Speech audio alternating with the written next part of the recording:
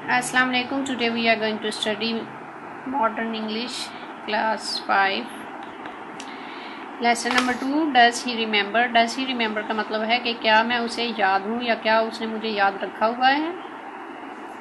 Let's start from the words to know। First one is the bay। bay means जोर से भौंकना, deep throated lengthy bark, cacophony harsh sound, सख्त आवाज़ या शोर तो बहुत ज़्यादा ऊंचा शोर आ रहा हो। डिटर्मिनली इन अ डिसाइडेड और रिजॉल्व मैनर पूरे अज़म से। अमिटेड गेव आउट लाइट और साउंड मतलब रोशनी या आवाज़ खारिज करनी। Frantic greatly excited. फ्रिंजिड मतलब बहुत ज़्यादा पुरजोश।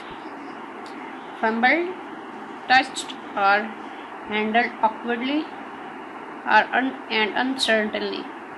ठीक है, इसका मतलब होता है जोर आजमाई करना। इल्यूमिनेटेड लिट अप रोशन करना। लीश अ चेन और strap attach to the collar of a dog. जो कुत्ते के गले में पट्टा होता है उसके साथ जो जंजीर होती है उसको कहते हैं लैश, कुत्ते को बांधने वाली जंजीर। मूज टू कंसीडर थॉटफुली मतलब सोचना बहुत ज़्यादा गहराई से। प्रोलॉन्ग्ड लेंथी ड्रॉन आउट लंबा या तवील। Scrolled written hastily and untidily बहुत गंदा लिखा हुआ होना या बदखती से लिखना जो समझ ना आ रहा हो। Scurry to go with light running step जल्दी से भागना, छोटे छोटे कदमों से और जल्दी जल्दी भागना। रेंच्ड पुल्ड रफली एंड विद फोर्स जोर से खींचना। रिथ ट्विस्टेड और टर्न तिल मिलाना या मचलना। ठीक है, ये थे वर्ड्स। अब हम स्टार्ट करते हैं।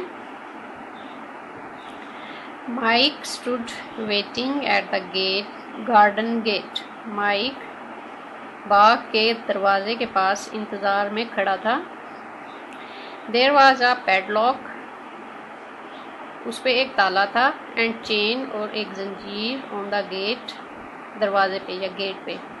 गेट पे एक ताला था और एक चेन थी, एक जंजीर थी। इट वॉज फर्मली लॉक्ड और वो मजबूती से बंद हुआ था। ऑन द वॉल दीवार पर, बिसाइड द गेट गेट के साथ वाली दीवार पर। There was a large round button gate के साथ दीवार के ऊपर एक बड़ा सा गोल बटन था। अबव द बटन और उस बटन के ऊपर there was a sign that said वहाँ पे एक इशारा था या एक निशान था जो जिस पे था बेल बेल कि ये घंटी है। Mike had already pressed it once Mike उसको पहले ही एक बार दबा चुका था। But he now pressed it again लेकिन अब उसने उसे दोबारा दबाया।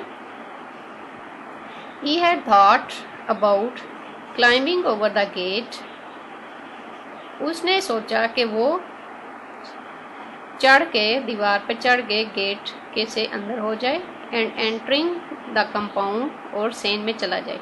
ठीक है, उसने सोचा कि वो दीवार के ऊपर चढ़ के उस सेन के अंदर चला जाए।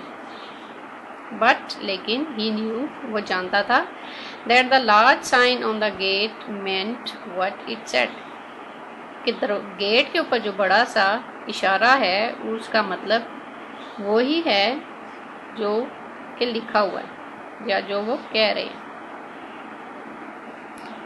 अब दीवार के ऊपर क्या लिखा हुआ है? बी अवेयर ऑफ डॉग्स कुत्तों से बच के रहें। Below the lettering of this sign इस तख्ती के लिखे हुए इस इशारे के नीचे समवन हैड स्क्रॉल्ड किसी ने बदखती से लिखा हुआ था या गंदी लिखाई में लिखा हुआ था।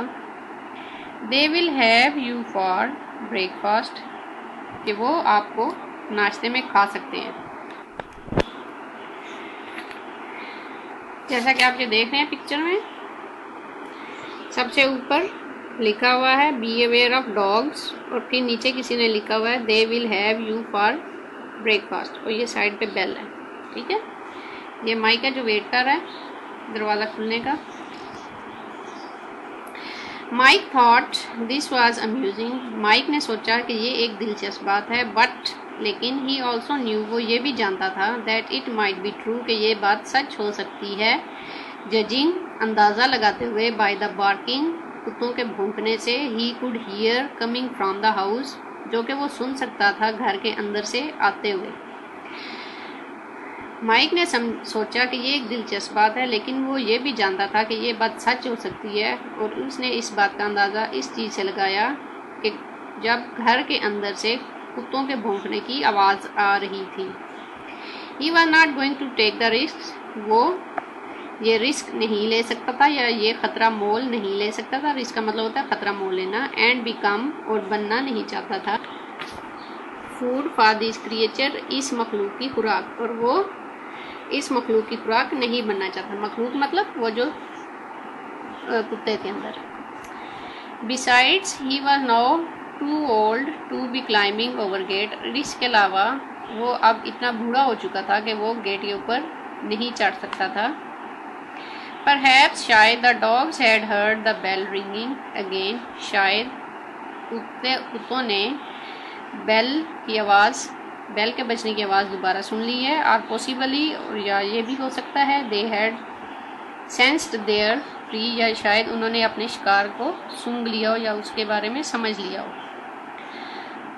फॉर द बेइंग, के उनके भौंकने की आवाज़, बिकम मोर फ्रेंटिक, बहुत ज़्यादा शदीद होगी। It was not a yell or a howl, ये एक तीखी चीख नहीं थी, but a deep throated and prolonged wail, लेकिन ये एक गहरी, शदीद और लंबी भौंकने की आवाज़ थी। The animals were obviously hungry, यकीनन ये जानवर भूखे थे। ठीक है बच्चों, आज के लिए हम इतना ही पढ़ेंगे।